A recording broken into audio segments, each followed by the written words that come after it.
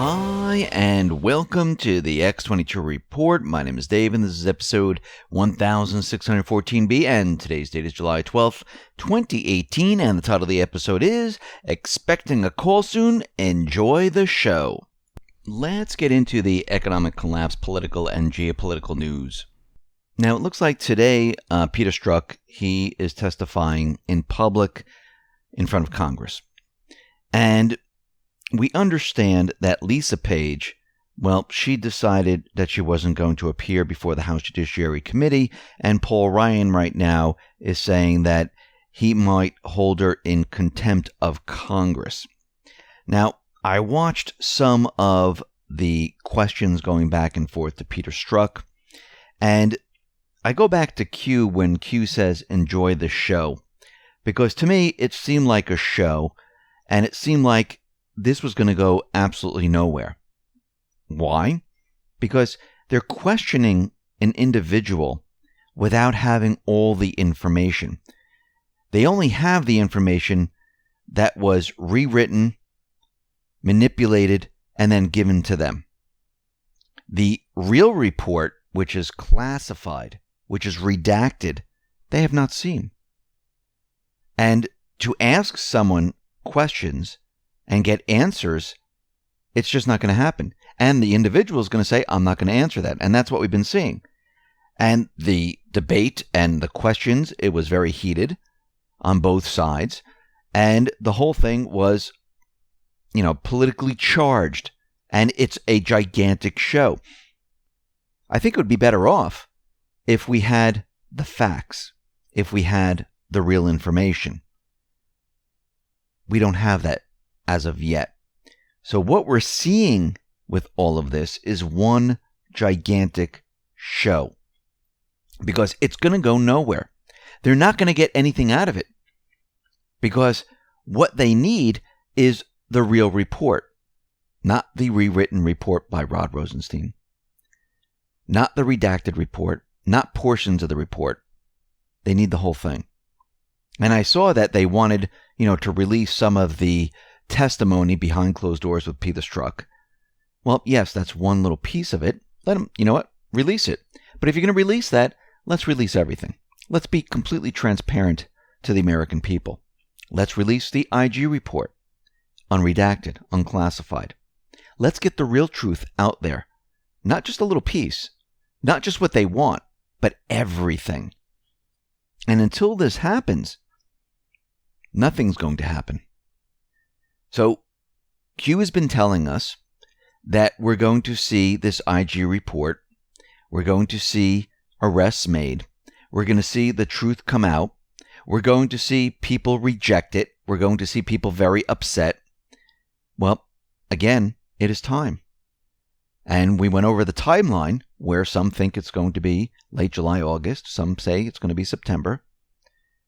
But at this point, it needs to happen. Because what we're seeing right now is a clown show. And it's absolutely ridiculous.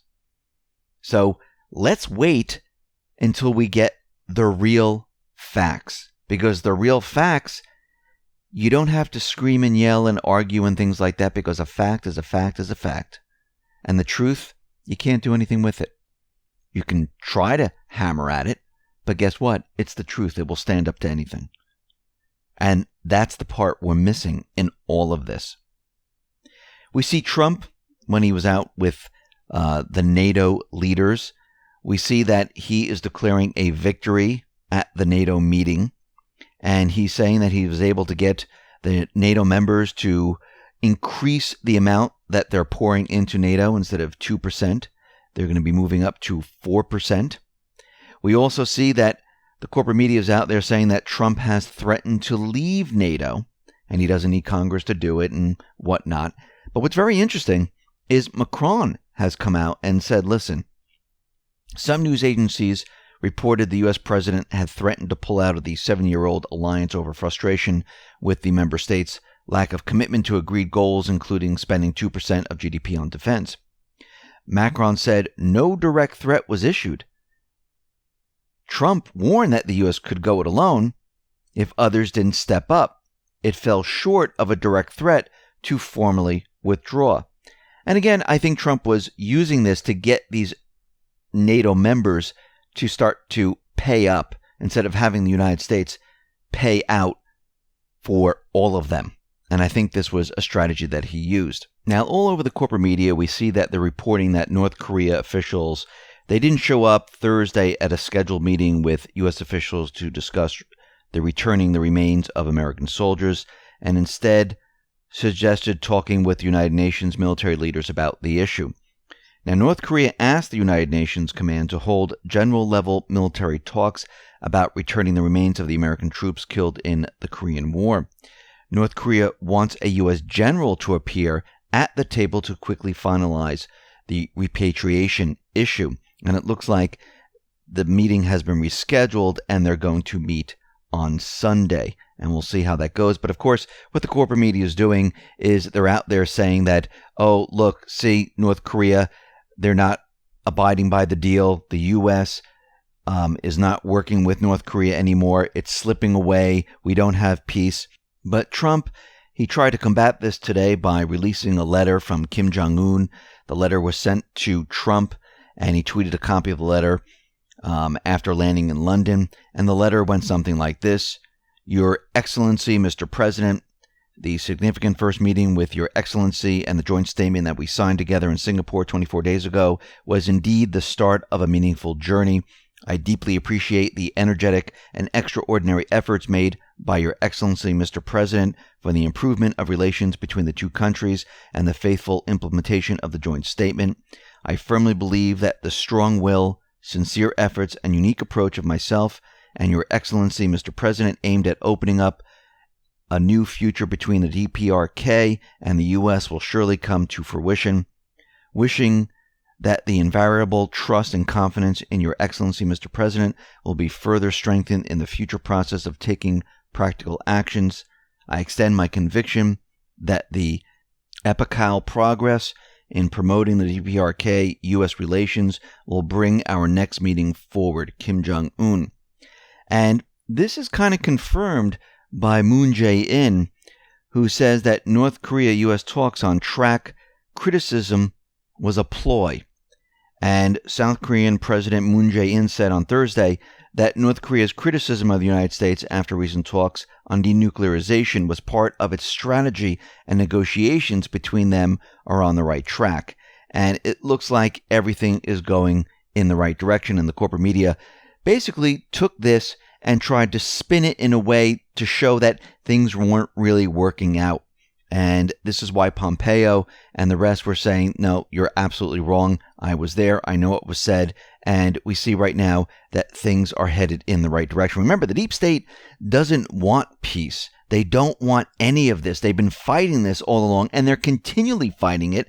And the way they do this is they use the mainstream media as their mouthpiece to convince everyone this is the way it's really happening. Because if you have, 5, 10, 20 different mainstream media outlets reporting the same thing, people believe it. Even though it can be completely fake, phony, and false, which most of the time it is, they think that if they continually do this and everyone reports on it, everyone reads from the script, everyone believes it. We see the Islamic State, they are trying to get out of Syria right now, and it looks like Iraq is expecting this huge convoy of the Islamic State militants. It looks like they're going to try to, get over the border from Syria to Iraq, and Iraq is on high alert, and they're ready for the Islamic State militants to try to cross the border, and you know what's going to happen. They're going to hit them hard, and pretty much that's going to be the end of that convoy. We see right now a senior officer saying, listen, all we need to do is get Idlib, liberate Idlib, and the war is over. Game over for the Islamic State and the rest of the paid mercenary terrorists, and it looks like they're heading in that direction because they can see already that they're making huge gains in the southwestern portion of Syria, and Idlib is up in the north, and all they have to do is liberate that, and I believe they have the forces to do this, and it's just a matter of days before the whole thing is all done. And the paid mercenaries, they have nowhere to go. They're stuck, and this is why they're trying to escape out of Syria right now. And a lot of the moderate rebels are just surrendering to the Syrian army right now. Now, we understand that Q told us that North Korea was on the agenda to have peace, to get the deep state out of North Korea. And it turned out to be absolutely correct. After North Korea, we heard that Iran was next. And we can see there's a huge push now with Iran. And we see that Trump got the U.S. out of the nuclear deal with Iran. Iran is scrambling right now, going to all the European nations. All the European nations, well, they're not so fast to pay up and to do what Iran wants. And we also see there are certain protests happening in Iran, but they're really not that big at this point. But you can see the strategy. The strategy is to put a lot of pressure on Iran. The strategy is to make Iran kneel to the will of what Trump wants. Now, we saw this happen out in North Korea, and in the beginning stages, we saw Kim Jong-un firing the missiles, testing nuclear weapons. We saw the president saying that, we will destroy you. Our nuclear button is a lot bigger. He called Kim Jong-un a lot of different names, and then all of a sudden, things started to change. And then we saw peace, and then we heard of a summit, and then all of a sudden, we had peace, we had a summit, we had denuclearizations, we had North Korea destroy their nuclear facility, we had Kim Jong-un destroy a lot of their missiles. And this is ongoing. It's still in process, it's still in the works. With Iran, we see there's a lot of pressure on Iran. Now, Trump is saying that he expects to receive a call from the Iranian officials in the future with an offer to alleviate what is happening right now. Now, he was saying this at a conference during the NATO summit in Brussels. And Trump said Tehran was treating the United States with much more respect right now than they did in the past. And I know they're having a lot of problems and their economy is collapsing. At a certain point, they're going to give me a call. They're going to say, let's make a deal. They're feeling a lot of pain right now. And I know a lot of people are out there and they're saying that there's going to be regime change in Iran, but this is not really Trump's policy. I mean, maybe there will be, but at this point, I don't see it happening. Just like with North Korea, there was no regime change. There was no invasion. Do I think there's going to be an invasion or something like that in Iran? No, I really don't think so. Remember, Russia and China, they're still supporting North Korea, still supporting Iran.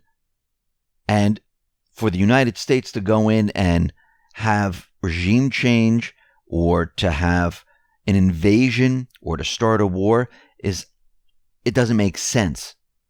Because why would you have peace with North Korea and then start a war with Iran? Both players are still hovering in the background. That is Russia and China.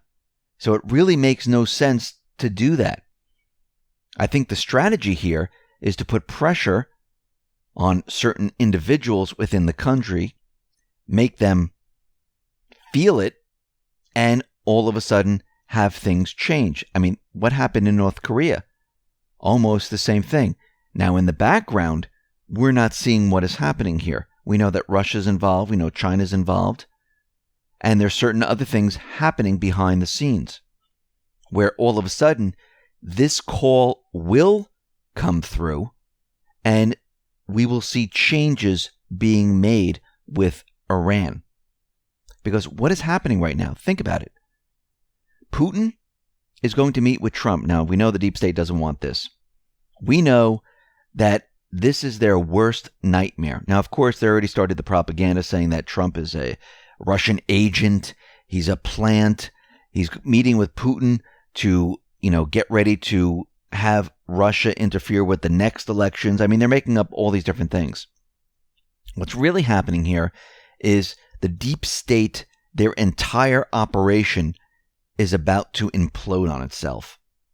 And already we can see with Israel, Netanyahu is out there, and yes, he is part of this. He's saying Israel is not seeking to topple Assad at all. What they want is they want the Iranian forces to quit Syria. They'd feel a lot more comfortable if Iran was completely out of Syria. Doesn't matter if it's troops, advisors, doesn't make a difference. Putin already understands this. This is why he made the call and said, listen, we need all foreign troops out of Syria. This was the beginning stages of it. And remember, nothing happens overnight. They do it in stages. They release some breadcrumbs, they put it out there, see how people react, and they continue on. Just like Trump a couple months ago said the troops will be leaving Syria.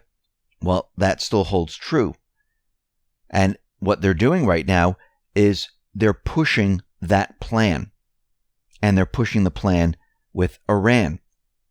So what we're seeing the plan being played out right in front of us, just like North Korea, where everyone up to the last minute thought we were going to war. Actually, when we were bombing Syria, everyone thought we were going to invade Syria with hundreds of thousands of troops. Yes, this was the deep state's dream. This is what they always wanted. Same thing with North Korea. It didn't happen. The same thing's going to happen this time. We're going to see a lot change after July 16th. Do I mean it's going to happen on the 17th? No. But we will see big, big changes because they're going to finalize their entire plan and what their strategy is to remove the troops from Syria, to give Syria back to Assad, to get rid of the rest of the terrorists there, and what they're going to do with Iran. We're going to see all this play out. And as we move forward, we're going to see a lot of changes. A lot of things are about to change. And like Trump said, he's expecting a phone call. And I believe that there will be a phone call coming. Listen, everyone, thanks a lot for listening. Be well, be safe, and especially be prepared. Thanks a lot.